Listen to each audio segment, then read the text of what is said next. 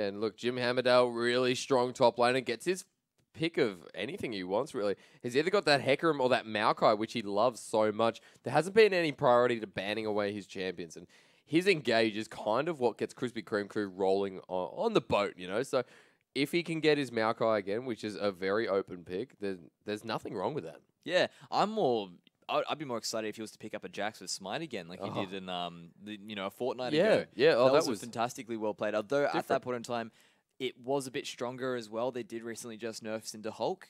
They made it more jungle orientated, and that's why it's not being as prevalent in the top lane anymore. But there comes his Maokai, and he's a very, very good Maokai. That's his comfort pick right there. I mean, the Maokai is early game, nothing to rave about, but as he moves into his team composition a bit to the mid to late game stage, like, he's unstoppable, and Jim Hammerdale plays him so aggressively well. We see Corduroy hovering the Volibear.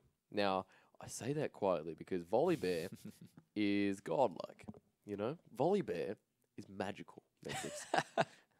He is a talking bear. He is very magical. But going on through, he's a very strong pick in the current meta because of that Cinder Hulk, but unfortunately they had to go for the bit of a meta pick with the Vi, which is really good engage coming through. We see the Callista again being picked up by one of the teams. Chaos Ball likes his Callista, but maybe not this time. Gets picked away by the other team, and if that really is a Teemo hover, I'm looking the other way. Going back to Callista, we see Callista being a really, really strong AD carry at the moment.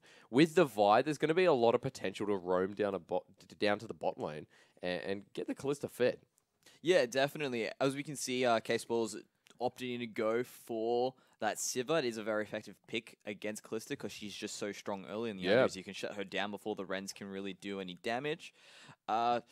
Be interesting to see. We've also got there the Thresh has changed from the Fiddlesticks. They've decided to. Oh no, wait, they're going back to it. But so Bill's likes these AP junglers. Yeah. Look, he really does like these AP junglers. I mean, if he has surprise party Fiddlesticks, it's going to be a whole lot of messy things going on in the middle lane. And it looks like Fiddle might be the final pick coming through. Sivir, of course, locked in. And what I love about Sivir is we saw this with Avant-Garde Academy on several occasions. We saw them pick up the Sivir and take out that Callista before she can do anything at all. And Casebell is no stranger to the Sivir, so with a lot of champion mastery coming through, we might see a bit of a dangerous bottom lane coming through for Rainy. And of course, we don't know much about Rainy. He may have mastered the ways of the Callista.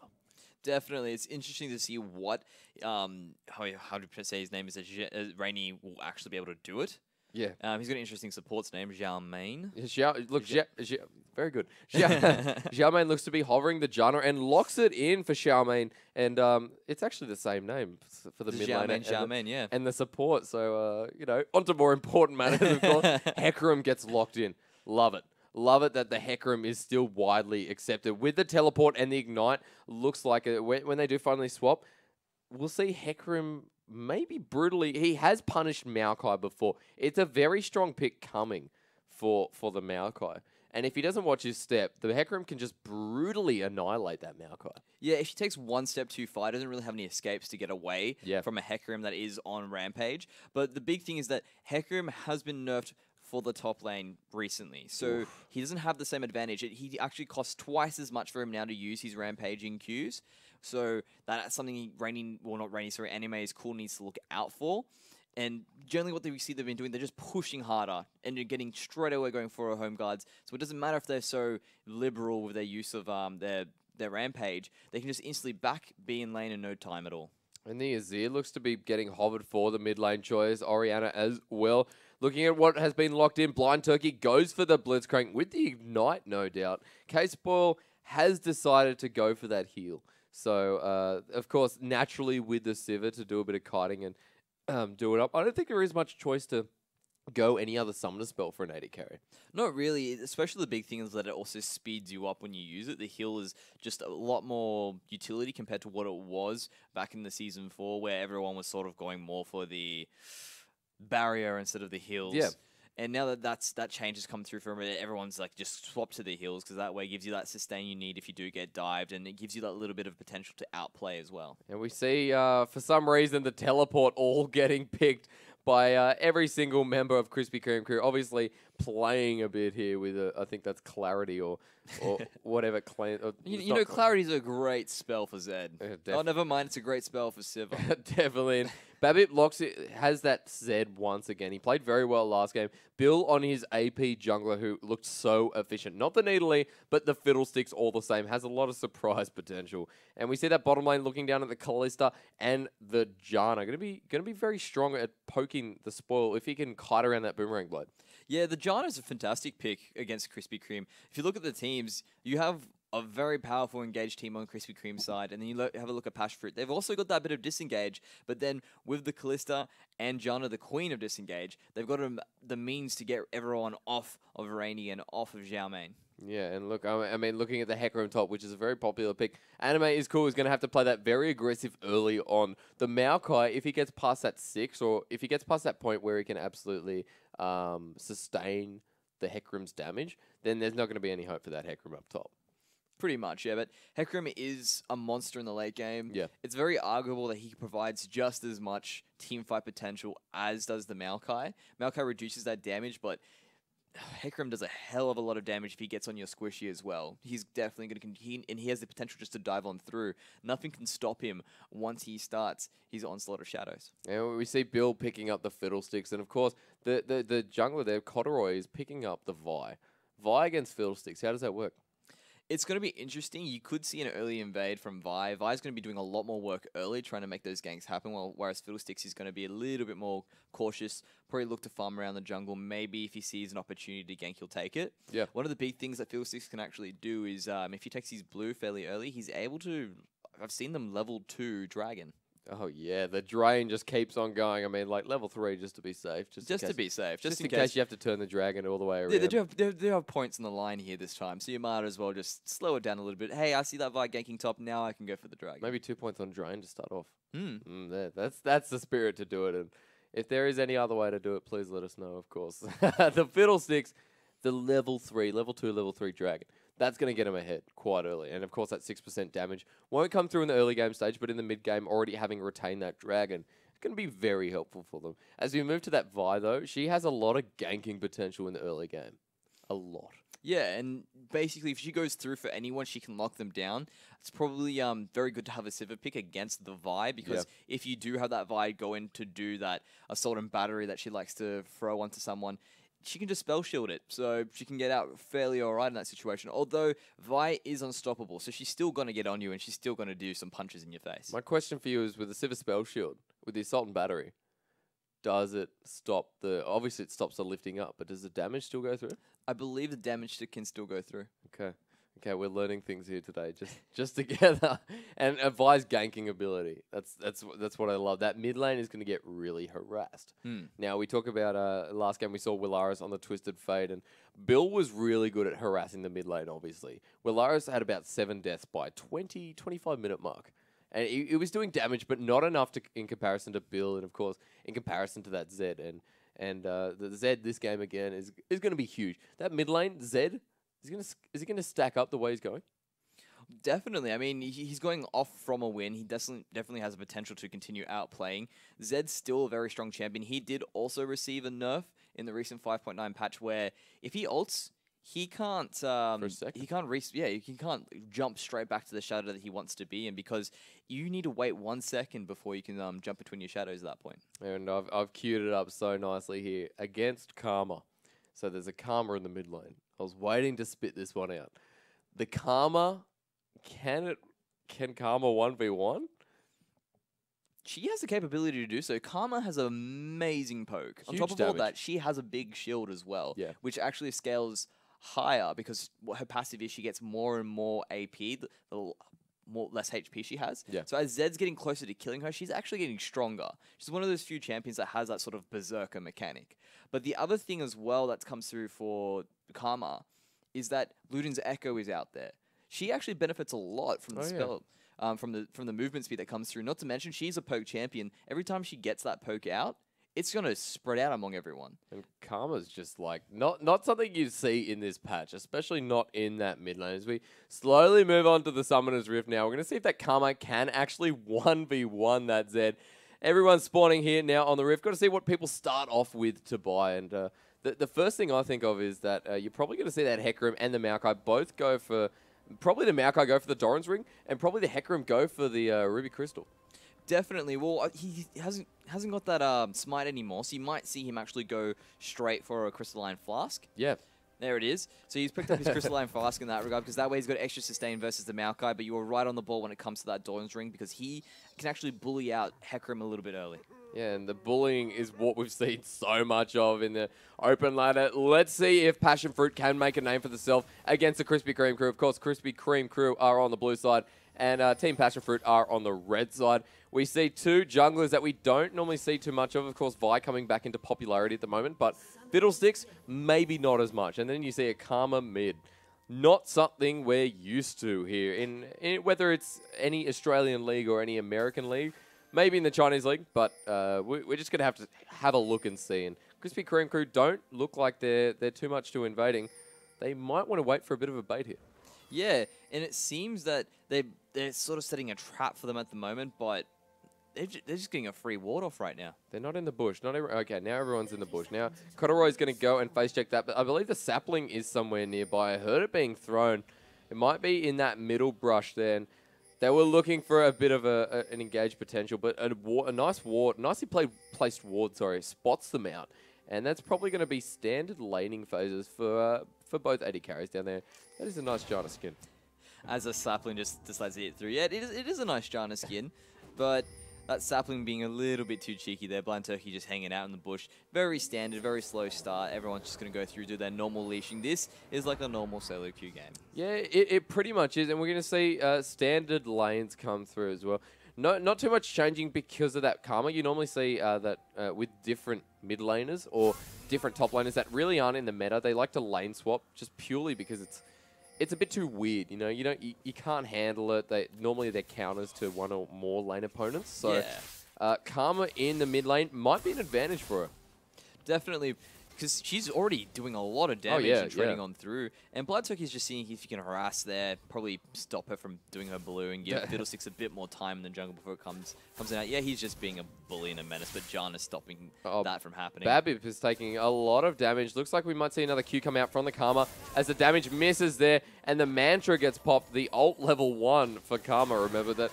She does get her ult very early in the game. It's already been popped, and the damage is so huge against Babip.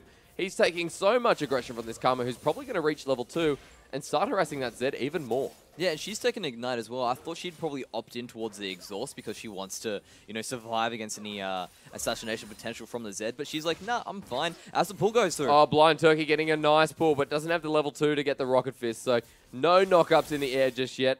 And the Karma mid, Xiao Main, is pushing really hard. Yeah, and we were talking before about those lane swaps. It's probably not in Passionfruit's best interest to actually get the lane swap on through because Maokai's actually pretty good in a 2v1 scenario. He's got the capability to do some range farm. Versus Hecarim, he needs to get up and in there, and he'll probably get harassed out very quickly. And Hecarim farming quite nicely. Reaches level 3 with Jim Hammerdale. A lot of damage coming out against Jim Hammerdale. The Hecarim really proving his might, pushing it off as Corduroy comes in here with an extended charge. Jim Hammerdale might have to force a flash. It's going to come through anyway. The flash comes through with the Ignite. Don't think it's going to kill it this time, but really nice pressure coming up from Corduroy. Yeah, and very well done by Jim Hammerdale to actually bait out the Ignite as well. That's something he doesn't have to worry about now. But Hecarim's going to have some free farm there, and Jim Hammerdale's going to have a long walk back to lane. And the long walk is what makes us all very special in this early game phase. He's going to lose a lot of farm, and if you see the Hecarim on level 5 before Maokai reaches level 4, you'll know why. Exactly. Is he going to get caught? No, he shadows away. It's very close to getting caught. Babip is taking a lot of damage from this Karma. The surprise of the pick has got to mean something. I mean, we see Bill, he's nearby, but until level 6, he can't really burst onto the scene of that mid lane and surprise everyone. It's funny watching Fiddlesticks ganks before pre-6. He just sort of lumbers up, hey, I'll fear you, start draining. If you hang around, you're probably going to die. But in most cases, you see the Fiddlesticks and you start running away. Yeah, it looks like he doesn't want to gank just yet, or he's either going to try something. The Karma knows something up. We can see some pings coming through from one of the sides, and a rocket grab just misses. K-Spoil takes a bit of extra damage, and Xiao Mine, he's doing a lot of harass damage to Blind Turkey. Yeah, he's just sitting there in the bush. He knows he can sit there for a while. Jim Hammerdale and Anime is Cool just smacking themselves around. A very, very standard game going on through. I think the advantage is really going to be showing through in that mid lane. Oh, Babip taking so much damage from the Karma, who's looking for the next Q, but minions do block that nicely. And the Z is starting to trade back, which is pretty good to see, I guess. Yeah, he's doing a good job keeping up in farm. He's only 2 behind. But he is out of potions. Bill's going in for it. Oh, Bill looking for the rebound coming to minions, but doesn't find it. Bill gets the fear off. Indeed, as Vi is nearby. Gets the ignite on Babip, who then flashes, and Vi, perfect positioning, saves Xiaomane, and gets the first blood. That was very well done there. All he needed to do was Q right into the face of Zed. Very good positioning by Karma just to make sure we walk around. Zhao main is so good. It's so confusing having 2 Zhao different mains in the game. Definitely is. And the Karma in that mid lane proving to be a worthy opponent for the time being. Has the Doran's ring, now has 1,150 gold. So that's quite a lot. We might see maybe a rod come out. Sorry, not a needlessly large rod. A blasting wand come out maybe for that extra AP. If I was Karma, I don't know how I'd build, but perhaps you could go the Morellonomicon. Well, I think she's decided to go for that Morellonomicon. She's also picked up the armor there. And Corduroy's... Oh, Corduroy. Only just gets it. Hashtag worth for all the ladies and gentlemen out there. But only just dies. I'm sure he'll be remembering that one for a while. The jungler is down, so... He's completely fine with that. As long as he died and got the... he's probably like, sweet, no worries. Instant back. Yeah, all good. Now I can sit here and think for a while before I purchase my next item. Yeah, there you go. And the jungle item almost complete. Looks like we might be seeing Cinderhulk Vi, perhaps? Or maybe just a warrior enchantment. He could go Cinderhulk. Both of them are viable on Vi. If Hecarim decides to go more damage-orientated, doesn't need to. Babbitt's going in. Oh, Babbitt maybe should not have gone back to his shadow. I think that was a mistake he is going to remember. And Xiaomane picks up his first kill of the game.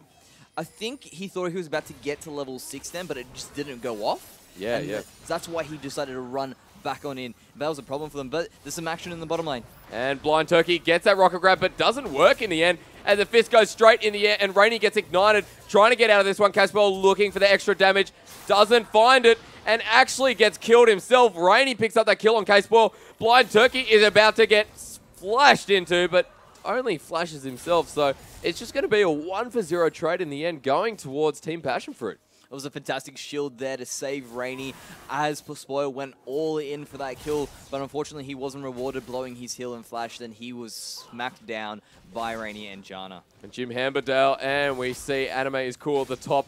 In the top lane, they've actually both reached 6 now, so a lot of damage going to be coming out, especially from the Hecarim. He's reached level 7, like I said. He's got that level advantage, and he knows it as well. Jim Hammerdale, does he have his flash? Yeah, not yet. Look at that. Only just a little bit. So if Hecarim wants to really enforce that, he knows that Jim Hammerdale doesn't have flash, and he can really make short work of this Maokai before the mid-game stage. Yeah, but Blind Turkey's coming in. Oh, Blind Turkey level 4. He's looking for an opportunity, so he just runs away. Who cares if you're level 4? It doesn't matter. He walks right past the ward with a pink ward in the brush, and that's all right, ladies and gentlemen. He's just like, I don't have time for this ward. I need to get to Karma I'm busy. now. I've got to get to work. I've got to get somewhere, and Blind Turkey decides not to get the ward. As the Maokai goes straight in on Anime's cool. Jim Hammerdale doesn't have enough mana now, but Blind Turkey's back up in this top lane. You thought he was gone, but he's back in here. Doesn't have his ult, gets the pull to disengage, and it looks like he'll finish the kill as Jim Hammerdale flashes for the kill. But poor communication means that Blind Turkey picks it up. Now the Karma's here, but Bill's there as well with the fear. Karma's going to pick up that kill, so it's going to be a 1-for-2 trade in the end, but the Karma picking up his second kill of the game. Yeah, and Vi's in for more. He's like, no, let's see if we can trade further and further in. But Bills is going to try and stop him. He puts the silence, no Vault Maybe break should have waited for that assault breaker. Vault breaker. Vault breaker, that's it. Should have waited. Learning as we go. Should have waited for that vault breaker to sort of maybe not get silenced. I think that could have been very well timed. It might have been able to get Bill from that one. I think we see the Vi is level 6 now, so has that ult, that assault and battery. So huge for single targeting. Yeah, definitely. And going on through there, Anime is cool. Actually, his Ignite went on to Blind Turkey then. It didn't go on to Jim Hammerdale. No. So that might have been enough damage to finish him off. Oh, yeah. He might have been able to get the kill and possibly then escape away from Blitzcrank because there would have been no extra damage from Maokai. And Blitzcrank is just... he's level 5 at the moment, so he's very weak. So he might not want to go against Rainy, who just did so much damage with that BF. So Blind Turkey very squishy at the moment. doesn't have that face of the mountain just yet. Has gone for the Targon's Brace, I believe. So not very often that you see the Relic Shield upgraded very early as Rainy gets pulled in by the Rocket Grab. But Blind Turkey takes a lot of spears. Spoil's looking for the last hit.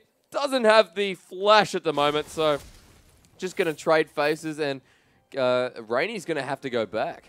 Even though Seven may have, lost the initial first blood there, she's definitely showing that she's not down and out and doing a lot of damage whenever she can onto Rainy. Fantastic by the Janna or Xiaomain, the different Xiaomain in this game, to basically pull through and make sure there was no engage onto her any further, and that's how she was able to escape. And Jim Hammerdale showing his proficiency with the Maokai in the top lane. He's still catching up in CS, although getting pushed out of lane several times now.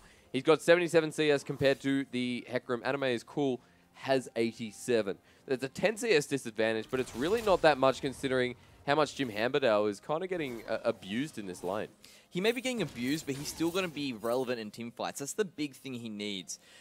Hecarim's doing a good job of keeping himself ahead in CS, but Jim Hammerdale does have that assist, which is helping him out, as it is fucking through. Blind Turkey's back. Oh my god, Blind Turkey is roamed up again. Maybe I was wrong about this one. Anime is cool, uses his ult. Blind Turkey looking for another opportunity, but the Ignite's not going to tick over, and using the ult there, Maokai has a bit of room to breathe.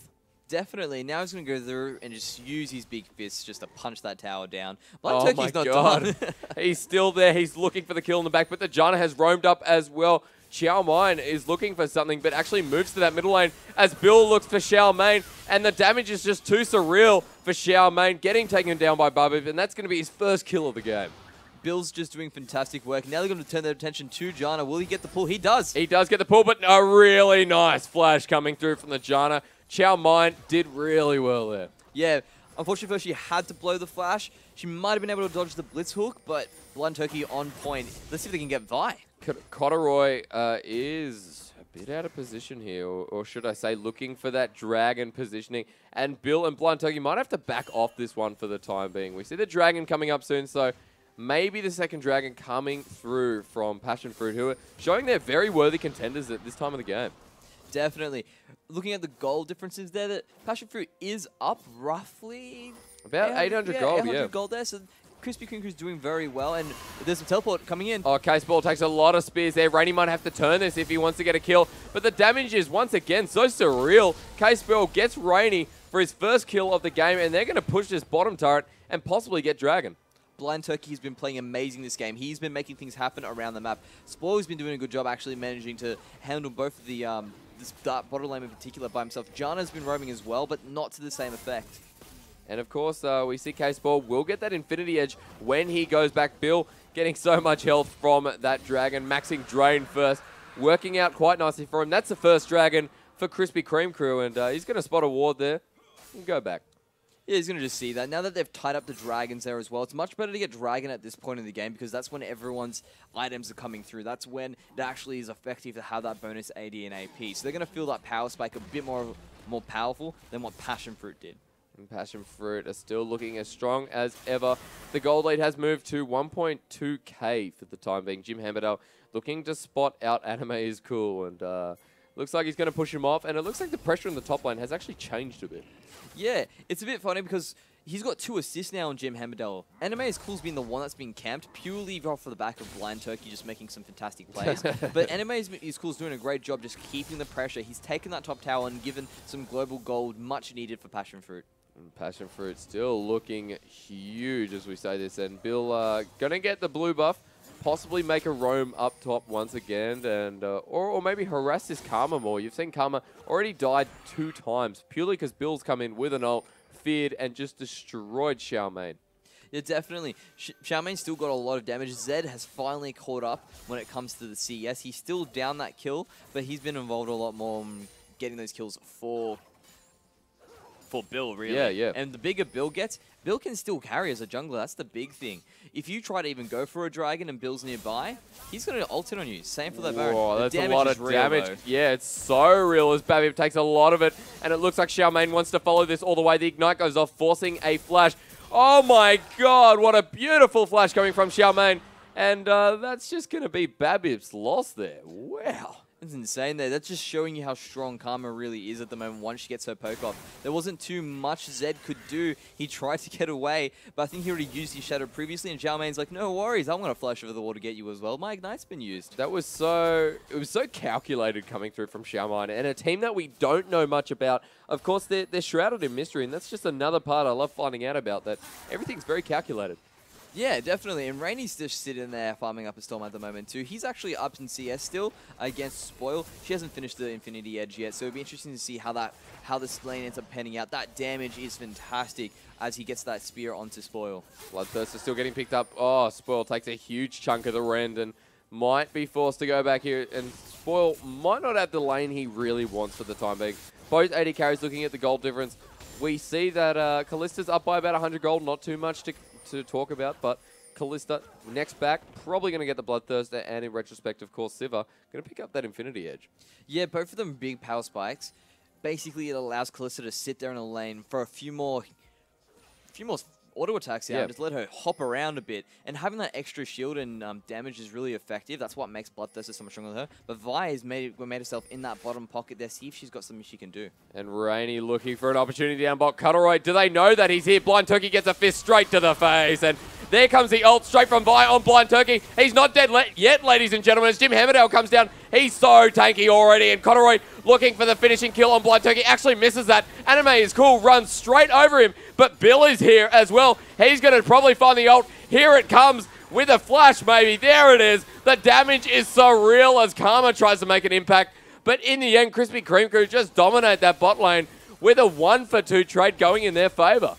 Yeah, they had a lot more collapsation going through. Zed got there earlier. Jim Hammerdale was already there, and then Bill came in later just to make sure he had that extra damage to pick up both of the Vi and also to pick up the Hecarim. It was very well done for Vi to sneak away into that pocket and get a really good engage, but Jim Hammerdale was there, ready and waiting, and that's what allowed the Blind Turkey to stay alive long enough to get enough damage out. And from that, Krispy Kreme crew were able to get an extra lead ahead in this. They've evened up the kill score now. The gold is not quite there yet. Actually, they're ahead now. They're ahead. This wasn't the same story we were reading about 5 minutes ago. We see that there's now a 700, or should I say, yeah, 700 gold lead coming through for Krispy Kreme crew, who've now taken the advantage. They've evened up the turret score. In fact, they're actually one turret ahead of Team Passionfruit. So if Team Passionfruit want to continuously, want to stay in this game, they've got to continuously harass, and they've got to be the more aggro team coming through. And it's going to be very hard because if you try to engage onto a Maokai and a Fiddlesticks is a problem, but Blind Turkey's going in. Oh, once again, he's looking for the rocket grab. He doesn't find it. Instead, he just pressures Karma out. Looks like they might be pushing this middle turret, or at least making them think that they are. It's giving pressure in the mid lane, which allows them to set up the wards they need for the Dragon coming in the next minute or so. So basically, they're just putting the positioning around, making sure they've got a presence on the map where they want for their next objective. Plus, that mid tower hasn't got that much HP left. They might be able to take it if they get a good push off. Okay, Spoil doesn't look like he wants to siege this that much. Xiaoman has a lot of wave clear along with that Hecarim, so that's something Team Passionfruit really have going for them. Their wave clear is absolutely huge, especially if that Callista picks up a Renan's Hurricane. Yeah, she won't be as safe as Karma, but Karma has more than enough wave clear on her own when she throws her Qs out. And she manages to get a good one there onto Zed as well. Oh, Babip just takes a huge brunt of these Qs. And you got to think, if Karma has her way and kites it really nice, it's just going to be yet another kill. The damage coming out is supreme. And with the Zhonya's well and on its way, it's going to counter Zed completely. Yeah, once she picks up that big item in the build, she'll be very strong. I think the next thing after that will be that Luden's Echo, just making it a bit more. Teleport comes through onto the pink ward. Teleport comes straight through there. Jim Hammerdale has that, but a pause has come in, ladies and gentlemen. So we're just going to have a bit of a break just as the teleport comes in. All of this intensity, and we're like, oh, you know, here it comes. Jim Hammerdale with the teleport. But unfortunately, there has been a pause, and you're just going to have to wait for this moment. We're stopped at like the most intense moment. We know something's going to happen. Jim Hammerdale's teleported. He's got home guard. We see members down there, Rainey and Xiaomain. The two bot laners are there. Very squishy. It was on purpose, guys. We're building suspense. We're building the suspense. It's great. It's great for marketing. Really great for marketing. For the open ladder, this is actually one of the best games I've seen so far, Mendrix. I've been waiting for a really intense game. We see the score at 6 for 6. 1 turret to 2 turret. The gold lead at 18 minutes in is really not that much. It's very intense.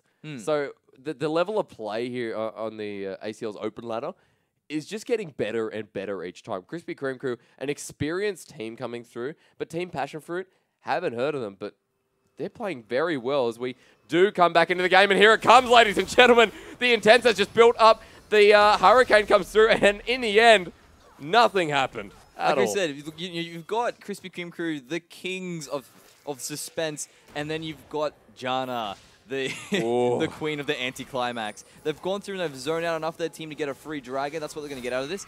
Even with Maokai coming through saying, gotta go fast, when he pumps through, popping out that Righteous Glory as well. But they're going to contest it. Oh, Conroy's just taking too much damage in this situation, but Bill gets taken down by the Hecarim, who's just doing so much. He doesn't have Smite, though, so the dragon goes straight to Krispy Kreme crew, but Jim Hammerdell is the only one remaining in this fight. The Rend is going to take him out and pops him like the little man he has become. A triple kill going towards that Callista, and the Hecarim picks up the ace. That is 2 for 1 for 4. Sorry, not a triple kill. That triple kill for the Hecarim. And a Trinity Force as well. My God, they're going to get this turret and look good while doing it. Yeah, they definitely had a lot of style points going through into that game. They didn't take the dragon down fast enough. They turned to the fight. He was able to get a couple more free shots off. That was more than enough to deal with the damage they needed. They got so much AoE damage on the side of Passionfruit as well. With their Hecarim's Rampage, Zhao Main's Q. They're not going to let that tower go. It has taken down by the Winions. And Blind Turkey's going to walk away thinking, damn, I couldn't get a hook. Yeah, damn, unfortunately. But Xiao Mein is getting a bit of ward coverage, getting cleared, and Xiao Mein next to him. Fantastic. The mid laners of both sides are doing a lot. The Black Cleaver getting picked up by the Zed, moving into that Bilgewater Cutlass. Probably Blade of the Ruined King, the only suggestion to come through there. And we do see the Karma, who Xiao Mein has actually picked up his Zonya's Hourglass after that big fight, getting so many assists. A lot of turrets going down throughout the board, but Xiao Mein can't get there to wave clear in time. It's going to be another turret for Krispy Kreme crew, but once again, Team Passionfruit have brought the gold lead back. It's about a 3k gold lead in their favor.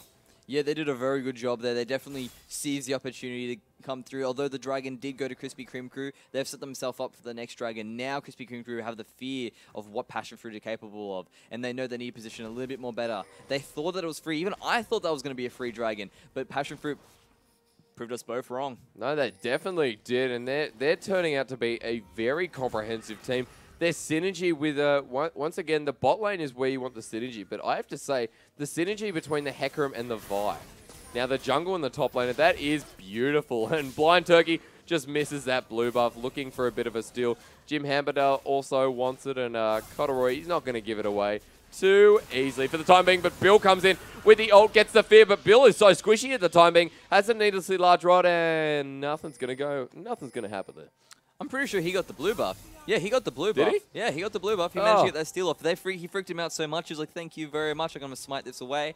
That's okay. My ultimate will be back up in the next minute or so. You've got to kill Bill. You know, you've got to kill Bill. You got to get that blue buff off him. Otherwise, that fiddle is just going to keep draining, fearing, sending out his crow. And then, you know, by the time, you know, everything's done, you're going to have fear again. Hecarim pushing this top turret. Bill can't get there in time. None of the members of Krispy Kreme crew can. And that's yet another turret which evens out the 4k gold lead.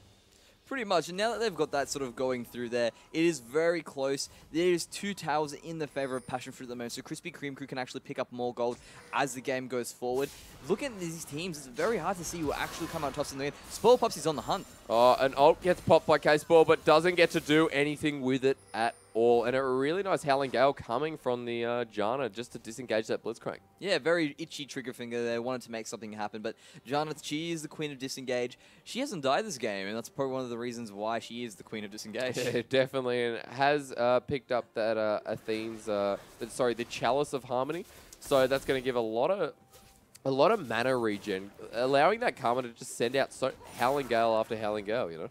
Pretty much. That's why you pick it up. The next big thing is because there is so much CC on the side with the Blitzcrank, the Maokai, the Fiddlesticks. You want to get that Mikhail's Crucible. That's going to be really helpful when it comes to if they try to lock down onto Rainy. She can actually just pop that and give him even more disengage. Just adding that to her kit and making the competition stronger. And Blind Turkey getting rid of a bit of ward coverage. Both teams are very good at this. They put down a ward and, of course, they clear one in its place.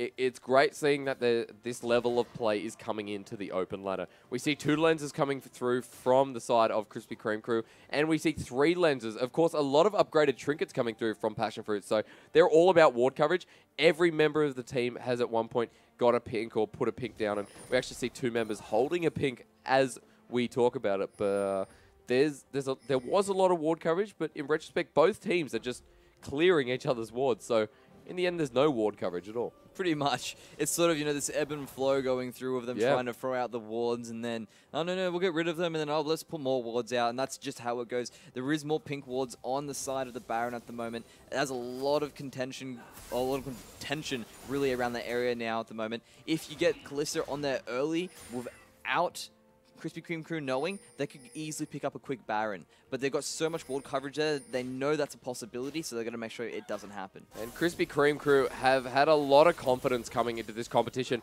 At the moment, they are not in a great position. If they continue to fall down, and if they continue to lose in gold advantage, we're going to see that Passionfruit become, our new team to watch. Pretty much. And on top of that, we've also got those new contenders on the field that we saw before, which is Avant-Garde Academy, looking very strong as well. Yeah. Krispy Kreme might no longer be the big boys on the block. No, definitely not. And Kalista, moving back to the items now, because I see that Kalista has finished the Renans a bit long ago as well. Having to pick up that Cutlass, going to get the Blade of the Ruin King with a lot of kiting ability. Babbitt looks like he's going to be chased by Anime is cool, and the damage coming out from the Heck Room is so large. He even has to ult for this one, and the damage, holy moly, Zed gets crushed underfoot. And there we go. That's Heck Room showing us that anime is cool. It is. It is. Apparently, anime is life. And we look at the Heck Room. Why is he doing so much damage, you ask? Well, look, the Frozen Heart has been built. That nullifies the Zed. He doesn't have any attack speed to add to his, get you closer to that passive, of course. He doesn't have any damage because the Frozen Heart gives that 100 armor. And of course, to add on to that, the Trinity Force is just such a great, well-rounded item. But now, because of that pick, they can pick up their second dragon. There we go, just evening it out even further for them and pushing themselves even further ahead in that gold lead. One other reason why that Frozen Heart is such a great pick, it actually does add to Heck Room's damage. It reduces the cooldown of his Rampage, so he's able to swing his giant scythe more and more. But as we go back into his helicopter just spinning around. So we're just going to come to a pause here once again. I think it's all part of the tactics, as we'd like to put out. But Team Passionfruit, a team we have not seen before, players that I'm not familiar with. Maybe you are, but I'm not familiar with. And it's shrouded in mystery for me, but they're playing so well. They're synergizing so well with each other in that top lane Heck Room with that jungle Vi. They're just knowing exactly when to go in, where you have a team like Krispy Kreme crew who are not playing as synergetically, if that is a word, as they normally do. We come back into the game now after a short little break for all the players, and Bill picks up his blue quite easily. He's 2 for 1 for 2. And he's got his Zonya's Hourglass built, well and truly built, to make sure his engages in team fights don't ensure in his death and actually give him a bit of a well-rounded competition coming through in comparison to this Heck Room. The fact that Bill has gone through this game relatively unpunished is also a big factor. The moment they do try to go for any neutral objectives, he is a nightmare looming ready to go over. As there's some action onto that Baron. They have attacked Baron, but it's attacking Corduroy at the moment. Now it's attacking Bill. It doesn't look like Corduroy is the one taking damage. He gets out of that pit before anything else can happen, and it looks like the whole members of Krispy Kreme crew are around this pit. They might look to push the mid turret instead. Yeah, they definitely have the numbers advantage at the moment, and they're forcing Vi back, and both Kalista is backing as well. They don't know this information, but they're already pushing on through, and they definitely have a lot of wave clear thanks to Spoil. But they're just going to back away now. They themselves think it's a bit too overzealous to try and see if they can pick up a mid-turret from these backs. Everyone's got their ultimates. Passionfruit is ahead. You don't want to push your luck. No, you definitely don't. They're playing very safe, and they know that they're ahead, but only by a little milestone. They're about 4 now. It's actually reduced to about 4.4k now, so it's not a small advantage. You can't underestimate it, but in the same sense, it's just their ability to farm better. Of course, they're getting more picks, and their ward clearance is absolutely beautiful. Yeah, if you look on the map now, the only wards they have is in their own jungle, and Krispy Kreme crew have actually cleared out everything on their side as well. So a lot of ward clearing from both teams. Yeah, definitely. And look, we look at that Baron pit. They're really fighting for clearance at the moment, and Babbitt picks up a small little ward. Anime Cool knows something's going on down there, and the rest of Krispy Kreme crew are smart enough to go back to this mid lane and push it out while Passionfruit waste their time looking around that Baron.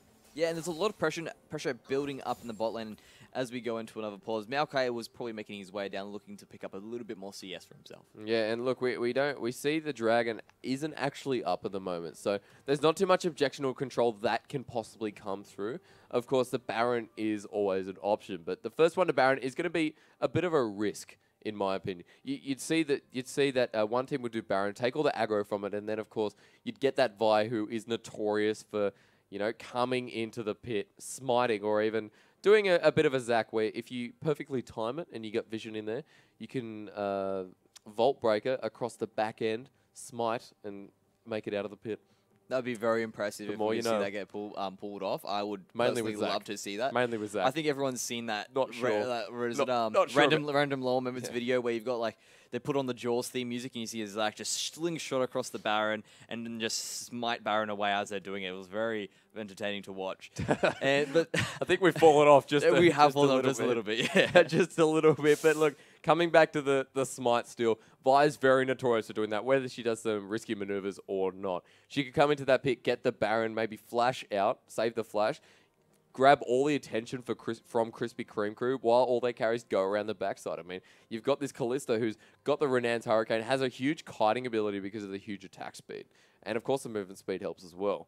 So you've got a Kalista who's doing a lot of damage at the moment, is able to kite, and can just go to that backline where some of them might follow Vi through there, or they might go stay in the Baron pit. You've got three members of Krispy Kreme crew, optimistically, right, in that Baron pit. Yeah. And you know, K-Spoil, probably one of them in there. Can't kite over. I think the Sivir may be able to get 1v1 by the Kalista.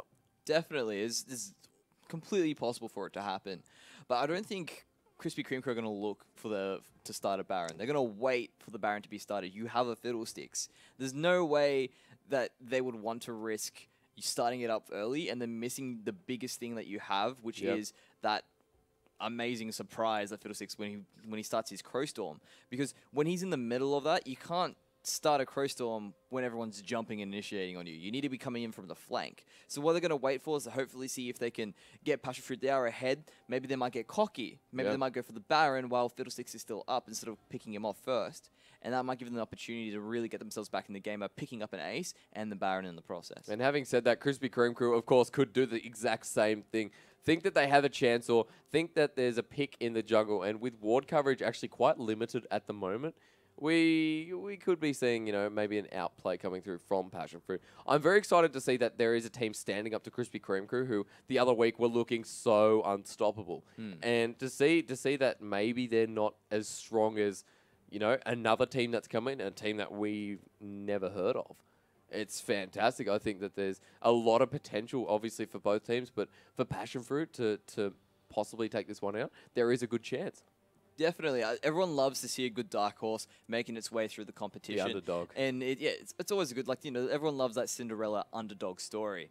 And I personally love how there's just more and more teams coming into it. And, you know, as long as you get more talent and more potential, that means that there'll be more for esports in the future. And that's what we want, you know, that's why we're here casting it, because we're bringing it for the love of esports. I love the Cinderella reference. I love how that's the first thing you went to. You are a manly man. Well, you know what? I like my glass slippers, okay? Okay, well, don't we all? And speaking of slippers, this Janna has some pretty fast ones, all right? Yeah. So Janna still hasn't died. Has got 5 out of, I believe, at the moment, looking at the scoreboard, we see about 12 kills going towards Team Passionfruit. 5 out of 12 kill participation for this this sort of level of game is actually quite good, and we see a Kalista who's getting supported by this Janna who really good at using the disengage. Of course, that's what you'd hope when you get a Janna support, but on top of that, has a Janna that's actually really good at re-engaging. Yeah. She's definitely ready to get back into the fight the moment it starts, and that's a big help having a Hecarim. Yeah. Because the idea is that everyone blows their disengage. No worries, Janna's going to kick it off from there, and then from there, Hecarim comes in. Thank you, sir. It's my time to party. Yeah, and you saw Hecarim before. He ran over the enemies. He was a huge horsey. I mean, you can't tie him down. You can't put him in the stables. You can't even feed him hay. He's so heavy at the moment, and that half-man, half-horse centaur is just... His rampage, his Q, it's doing so much damage for the time being. And, of course, with that Trinity Force, with the Rage, the stack, he has so much mobility and topple that with everything else. It's just huge as we do finally resume back in the game. Players having yet another rest. And Hecarim, as we're talking about it, looks for Caseball, doesn't find him. And we still see Passionfruit looking quite strong around this red side area, looking for a potential pick around the Baron pit. Yeah, so they're just moving around. That there isn't that many members actually on the side of Krispy Kreme crew around that they could possibly go for this. Fiddlesticks is nearby, which is what you'd love to hear. They've already taken out that Spirit Crab, so they're going to know it's all there. When I say Spirit Crab, I meant the Scuttle Crab. You did indeed, you did indeed. So, Bill looking for, once again, to clear a bit of wards. Excuse me, that's me hiccuping as I come in there. K-Spoil still looking pretty huge for the time being. Has that Phantom Dancer picked up with the Berserker Greaves combination. A lot of attack speed coming through, but with the Infinity Edge, a lot of damage coming through as well. Yeah, it's more of a battle between that consistent damage versus that burst damage. Once Sivir gets in there, she gets a good Boomerang Blade, plus her auto attack and Ricochet off. She's going to do a lot of damage very quickly. Whereas Kalista's going to sit there, try to move around the enemy team, slowly build up her rend stacks, and hopefully break everyone in half. 7 for 12 remains the score for the time being. That gold lead is shortening quite a bit. 3.8k is what we're looking at for the time being. It has moved from that 4.4 to the 3.8. So it looks like Krispy Kreme crew for the time being farming a lot better, getting getting their way through the jungle a lot quicker as well. And Blitzcrank has 32 CS, so really using that face of the mountain quite well.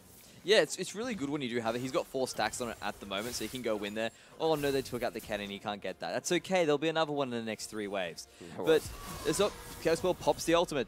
And on the hunt is in there as Jim Hammerdale looks for the teleport, but actually finds Xiaomane in the jungle. He gets pulled out to that backline with the Blitzcrank, has to pop the Zonyas, but he is dead as quick as it begun, and Caswell gets a kill on him. It's now a 5v4, and the sieging has begun.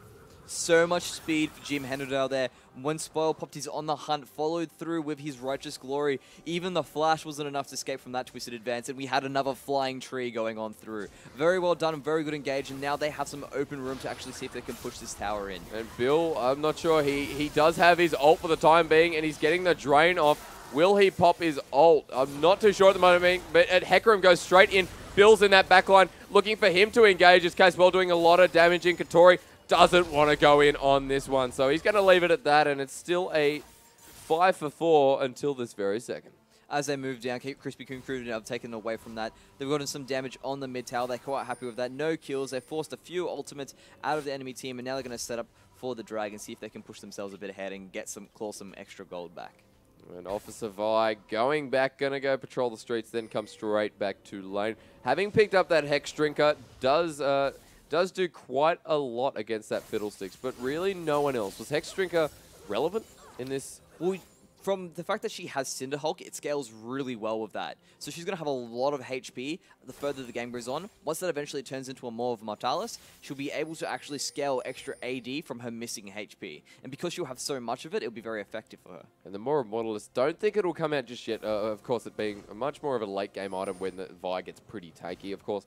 More attack damage as you go down, just like he said. And Babip looking for another opportunity. That's what I love about Krispy Kreme crew. Their ability to find picks. And in the jungle, no better. Of course, you got Bill, who is a bit of a surprise machine. But Babip, who is so versatile around these jungle parts. You probably see Krispy Kreme crews return, if they do return, in the jungle.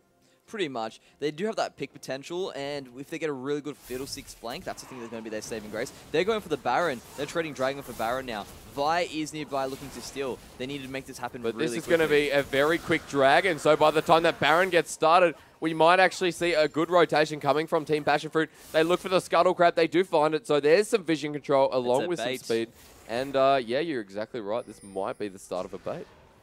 As we see Anime Cool looking for something here, Medrix, and the Karma gets popped, and Jim Hammerdale is 1v3ing on these people. Anime Cool is in that backline. Conroy goes straight in, misses the pull there. Bill pops the Zonyas before he goes down. The Hecarim ult timed very nicely, and now Rainy just tearing apart this backline, but getting torn apart himself. A really good kite there, getting the triple kill for the Hecarim. He's now 2v2ing along with Xiaomane, and the Karma's going in really brutally. They both get taken out. Anime's Cool's now 1v1ing Jim Hammerdale. Can the damage come out? Anime's Cool doesn't want to take the chance, and it's a 4 for 4 trade with kills going to everyone. This is why they call it the tank meta at the moment.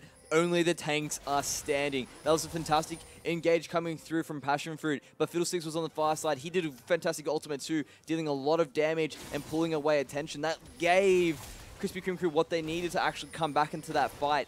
From there, it was just a big trade coming through. Fantastic kiting as well by Rainy, but it was still not enough, and they end up trading 4 for 4. And Anime is cool. Goes, clears out that bottom wave, gets it pushing. The gold lead has moved back to that 4K stage, so we're seeing a bit more of an advantage coming through for Team Passionfruit, but doesn't mean that Krispy Kreme crew is out of it yet. No, definitely. And I'm very interested to see what Hecarim's going to build next. Anime is cool. He's picked up that Giant Spell, and he's got the next Chain Vest. That says to me he's going for a Sunfire Cape. I feel it's a bit late for that. He could probably go straight for a Warmogs and also pick up. Or maybe going for that maybe going for the Randuins just to get the double slow. I mean, the Belt of Health moves towards that Randuins. If he could be just going for the Randuins, maybe going for the Thornmail to add on to that. That's possibly the case, yeah. Would be a strange build, but then again, with that Sivir doing so much backline damage, do you really want her able to kite you and just destroy you? Yeah, well, that's basically what Sivir's going through, and by having that extra Thornmail, that's going to be dealing a lot of damage back to her if she tries to fight. And with the fights going through, if it ends up being, if he does have a Thornmail and he ends up being the last horse standing against the Sivir, you want to have that Thornmail to verse her out. Looks like they might be trying to bait this Baron and do exactly what Krispy Kreme crew tried to do, is they ult Bill. He does have his Zhonya's here, so he's going to waste a bit of time. But Bill is going to be crushed underfoot by the Hecarim. Jim Hammerdale gets ulted, but a nice ult from Hecarim straight through the jungle, and the ADC's down. Bavib is getting targeted very hard, but in the backline there, Jim Hammerdale going straight onto Rainy, who gets destroyed. And now it's a 4v2 here coming through, and Jim Hammerdale trying to slow it down. Corduroy's not going to chase this one. Instead, they're going to look for a Baron with no AD carry, no AP carry coming through, and only disengage coming through from Team Passionfruit. Jim Hammerdale got the AD carry to maybe secure a bit of time on their behalf, but it wasn't enough. He got exactly what they were looking for. They did not want to start this Baron until Fiddlesticks was dead. He was too much of a threat in this situation. But they're coming back in. They're going to see if they can stop it. Oh, and Xiaomain gets pulled in by Blind Turkey. It's a 2v4 that they're very confident about for the time being. Jim Hammerdale looks to go straight on the Karma. Gets stunned here. Jim Hammerdale gets the Karma, actually, and now looks for Xiaomin. And they get a double kill with the help of Blind Turkey. Anime is cool, needs to make sure this is worth, but not really. They're double kill going straight towards Jim Hammerdale, and that was more than I expected there. That was a 4-on-2. Jim Hammerdale and Blind Turkey did a fantastic job to actually stop the Baron and come out on top as well. And now that that's gone through, Krispy Kreme have some options. They can go through, set up some wards, maybe even go for that. They've got a lot of wards around that Baron pit area themselves. No one's really going to go for it just yet. Vi is still up, so it is a bit dangerous to try and sneak a Baron. Bill getting even more ward clearance going through. Baron's wards are just continuing to pile up with Team Passionfruit. Have a pink around there. They have a lot of ward coverage as well, and that's what Krispy Kreme crew should be doing, exactly what they're doing right now. Get your ward clearance. Get all those wards out of there. Otherwise, they're just going to make full use and get some picks. And if everyone can remember, Dragon was up recently. That's what sort of prompted all this action. They went through to try and take the Dragon. They thought, hey, if we're quick, we can take the Baron. That didn't work out for them. Next thing you know, he gets picked off. We'll have a look at it. Dragon's back up in the next minute or so. That's going to be our next team fight of contention. And of course, Passionfruit have picked up the third Dragon, so they've got their mobility. Vi looking pretty huge at the moment with the Elixir of Iron. Of course, I remember people who follow her do get that movement speed bonus, so with the Vi initiating, that's going to be really useful for engaging. Yeah, definitely. On top of that, she also picks up a little bit of extra movement speed based on that, because she's quite huge. And a lot of movement speed, sorry, she gets a little bit more tenacity, what you're really looking for with her. She doesn't make a stun, but they started this fight up. Oh, K-Spore looking for the ult, but it doesn't get K-Spore. The ult goes in. Now Bill is the mention of target, as he's doing a lot of damage against Corduroy. Corduroy might actually die on this one. The ult comes in from the Zed, but a nice ult from the Janna may actually, no, it doesn't keep Corduroy survive.